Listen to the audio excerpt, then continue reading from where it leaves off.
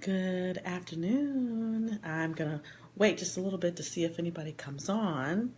Um, I know it's Saturday afternoon, and most of you all hopefully are out having some fun. So, most of you all will see this on the back end, which is fine by me. But anyone who joins us live, it would be lovely, lovely to have you on live. Um, I really wanted to talk about the myth of perfection. This whole thing about us having to always get it right and be perfect and down to the last very detail, having to look good. This is a myth. I have to tell you, this week for me has been a tough week, and I don't say that to get sympathy. I just say that to impress upon you that here I am as a physician coach, someone who coaches others to bring balance back in their life. And the myth is that when you have these tools, that your life always looks like it's balanced, and it absolutely isn't. So this is my week. So first of all, I am in the midst of the sale of my practice, and in that, I'm also in the midst of growing or have my growing and managing this particular business, and on top of that, I am the accountable for three other clinics here in the Atlanta area, and and then I have a 2-year-old. I'm a single mom of a 2-year-old. So this week, um, I got some really challenging news. Uh, excuse me. I got some really challenging news about my practice, and that sort of set me back emotionally. And then I got some news from my child's school that he was being a little bit aggressive a couple of days in a row. And then the third thing that happened and then the third thing that was going on is that, we're in the process of doing some staff hiring and training and bringing on uh, onboarding new administrative staff in addition to this changeover that's happening in my practice. So really the culmination of all of this has been going on over the past week. And everything has been happening all at the same time. And consequently, I have not been sleeping. I've been sleeping, but I haven't been sleeping the way I usually sleep. Been going to bed a lot later than I usually go to bed, and having very, very restless sleep, and having to wake up extremely early. So about middle of the week, I started noticing that I was so run down, and you know I normally have a good bit of energy, but I noticed that I could barely get out of the bed on, excuse me, on Wednesday. And no one in my house is sick. My son's not sick, even though, of course, he's in early learning school. So who knows what he's being exposed to, but he hasn't displayed any signs of anything. So I wake up with a scratchy throat, a sore throat, and feeling like I've been hit by a truck. And I go about my day.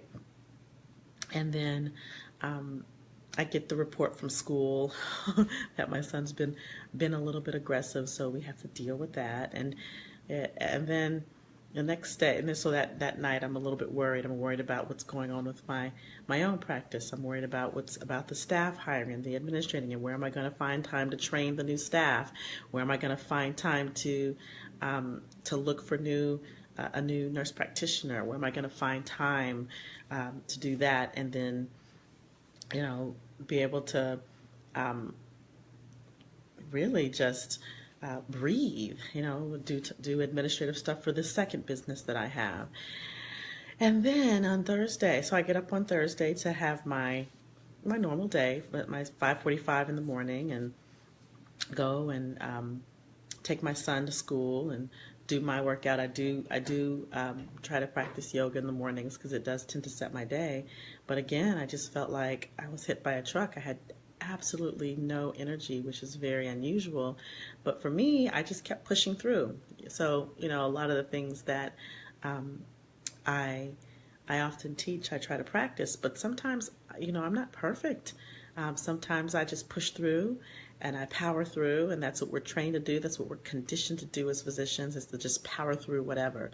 And that's what I've been doing all week. I've been powering through. I've been powering through the stress. I've been powering through my body feeling tired. I've been powering through the emotional stress and strain of everything that's been happening. And finally, last night, today is Saturday, last night my body decided it was just going to shut down. So I, was able to get my boy and get him to bed and put him to bed around 7:30, and then I was out. My body said no more. I was out by 8 o'clock, and I did finally get a good night's sleep. But I felt like new when I woke up this morning. I mean, I still have, you could tell, I'm sorry, sorry about that, I got a call. I still had a little bit of a scratchy throat, and I still have a little bit of a cough from earlier this week, but I feel so much better. And I guess what I really want you guys to be left with is this. Number one, you can't compare your insides to other people's outsides. So when you're feeling exhausted and overwhelmed, and you look at somebody else and they're looking like they've got it all together and they're doing well, you can't always bank on that's what's really going on. The second thing is this: your body will either you have to take time to rest, or your body will shut you down. And then the third thing is, life happens. The myth that you have to, like, once you get that balance, that it's automatically maintained, that is a complete untruth. When you get that balance and you find that balance, when you create that self-care plan, life will still happen. Things will go off the rails. And the key and the reason that having a self-care plan is so important, is because when you have a self-care plan, you always have a foundation to go back to. And that was the thing for me. Even though I was pushing through and powering through the mental, the emotional stress, the physical tiredness, I still had my basic self-care plan that I defaulted to. And at the end of the day, the most basic of basics of things to get is rest and sleep. And so I wanted to come, the coined myself the stress-free mom MD, but really there's no such thing as being completely stress-free. There is good stress. If you think about a bell curve, there is good stress. There is an amount of stress that if you think about it, the bell curve looks like this. So on this half of the bell curve, this is the good stress. As you go up the bell curve, the more that good stress, you get more productive. But then you cap out at a certain point. And that's what happened to me on Wednesday, as I capped out. But I kept pushing. So the bell curve goes down this way, but I'm over here past the bell curve. And so therefore I decompensated. And that's what happens when you push and push and push beyond your tiredness, beyond your exhaustion, beyond your overwhelm, and you don't take time to rest. You don't take time for yourself. So it is a complete myth that balance can be, when once balance is found, balance is obtained. In fact, sometimes I don't even use the word balance. I use the word rhythm. When you get that work-life rhythm, then that actually gives you that space of fulfillment and happiness and satisfaction. But again, you have to have a self-care plan in order to actually have the foundation to go back to when things go off the rails. So the one last thing that I want to impress upon you all is this. Many of us think that because we're physicians, because we make what we make in income, because we have a great life, that we have no cause for complaining. We shouldn't ever feel bad. We shouldn't ever feel tired or exhausted. We should be always on our P's and Q's and always feeling good. But that is a total myth as well. That's total baloney.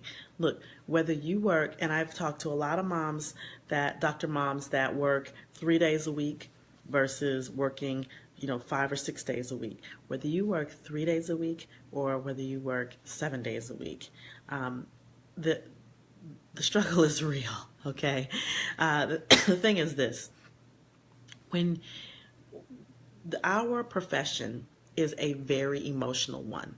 Our profession takes a lot of energy to be completely present day after day with patient after patient after patient after patient. And then think about it. Then you have piled on top of that the bureaucracy, the electronic medical records, the long hours, and then you got to come home to your family who then is demanding for your attention. And you want to give that attention, but maybe you're tapped out. And especially if you're an introvert, that's a whole other conversation to have. But so whether you work 2 days a week or 3 days a week or 5 days a week, it doesn't mean that just because you work a part-time schedule that you cannot still feel the sometimes distress of burnout or of exhaustion.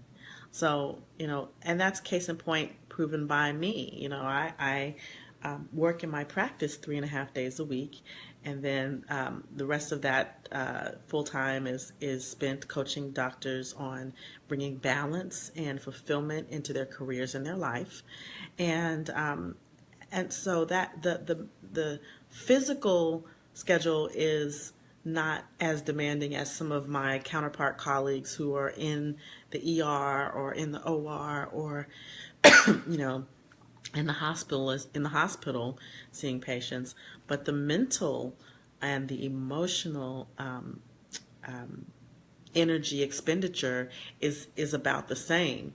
And so I can't compare my insides to other people's outsides either way. We need to learn to be able to validate how we're feeling, and or at best not invalidate how we're feeling, because when we invalidate ourselves, then we're less likely to reach out for help when we really need to reach out for that help, and we spend our time beating ourselves up for what we feel we should be able to do and we're not. And that is, I think, the gateway to the spiral to depression and burnout. And we really have to get to know that we are not perfect. We're humans. We bleed, and we have the same issues as our patients have. The things that our patients deal with, we deal with, and so we have a right to feel whatever we feel. And the key is not necessarily what the key is not necessarily the feeling itself, but it's what you do with it. So we acknowledge the feeling, we allow ourselves to feel those feelings, and then if we need to reach out for some support, we do that. And I know that's the hardest thing to do, because you never know who you can trust, and you don't know who's going to understand what you go through. This is why I do what I do as a physician mom coach, and as a coach, just a physician coach in general, but why I focus so much on physician moms, because, a lot of times, if you're not a physician, if you're not a doctor, anybody with a DR in front of their names, the doctors, the dentists, the veterinarians, even chiropractors, if you're not a doctor, then you can't understand what we go through internally in our world. And so, I can get why a lot of times doctors don't reach out, because just face it, people are like, well, what do you mean you want to quit medicine? Or what do you mean you want to go part-time, or you're exhausted? Because you have the greatest job in the world. I mean, you save lives and you make, hundreds of thousands of dollars doing it. What do you mean? But unless you're a doctor, unless you're and especially unless you're a doctor mom, you don't get what other doctor moms go through. So I just wanted to bring that to you, because, I just like you all, I struggle. I have the foundation, I have the tools, and 80% of the time, I have to say, I implement them. My life is great, and that's why I do what I do. That's why I give back, and in my programs and my trainings to other physicians. I want to I want to bring this back to our community, but at the same time, my life happens. My kid is my kid. My body does what my body's going to do. I still get exposed to sickness. I still have the conditioning of being a doctor that I have to be intentional about overcoming every single day. I still have, the emotional connection and turmoil and that everyone else has. I'm human, and so there is the myth that people like us, we don't have those problems, but I do, and we do, and we're all one, we're all one family. And the key is, do you have the foundation? Are you the architect? Excuse me. Are you the architect, or are you the victim? Do you have the foundation to come back to center, come back into your rhythm, or do you not have a foundation? And those two things, are you willing to take the necessary action to be that architect, to create that self-care plan, to create beyond what you know is possible? If you are willing, then you can have that and achieve that and maintain that rhythm when you apply these things. And even when you fall off the bell curve, even when you fall off the bell curve, all you have to do is apply that foundation, and that'll bring you back into your rhythm. So I'd be happy to see some comments, your thoughts, your impressions, your feedback when you do watch this, because I know that, like I said, it's Saturday afternoon. Hopefully you all are out and having some fun. I'm getting ready to go and lay down with my son and take a nap, and then we're gonna go to the park and have some fun with my besties and his besties. But I wanted to bring this to you on this Saturday afternoon, so you have something to chew on over the weekend. And since today is Saturday, I'm also going to throw out the question, Self-Care Saturday. What are you doing today to take care of yourself? Do you have a self-care plan? Do you need a self-care plan? Look, if you don't have a self-care plan, if you want to become that architect and create a life of your design, I encourage you to reach out to me, private message me. Or you can book a free discovery call on my calendar if you want to do a free strategy session with me to see what it is that you need to do to be able to create that self-care plan, to be able to create a life that you design. Then you can book a call with me for free. And all you have to do is go to stressfreemommd.com/booking. That's stressfreemommd.com/booking, and I'll post it in there in the comments after I'm done here. But yeah, if you're struggling, if you're overwhelmed, if you're tired, if you're exhausted, if you can't really see a way out, excuse me, if you're thinking it's time for you to transition jobs, if you're wanting to even transition out of clinical medicine, if you're just trying to find that balance between, or that rhythm between being at work and being with your family, and wanting to know how to get those, the workflow is such a way that you can leave work at work, because I know that's a big thing as well, then yeah, feel free to reach out to me personally by private message, or just book a free strategy session at stressfreemommd.com/booking. All right, y'all, have a great weekend. Do something wonderful to take care of yourself today. And if you like what I have said today, please invite others in, other doctors who are also mommies. You don't have to be a mommy to be in this group, but yeah, women in medicine, dentists, veterinarians, and especially Dr. Mommies as well. So I look forward to seeing some comments, some questions, some feedback on what I'm saying here, what I'm dropping today, and looking forward to seeing what things you're doing to taking care of yourself.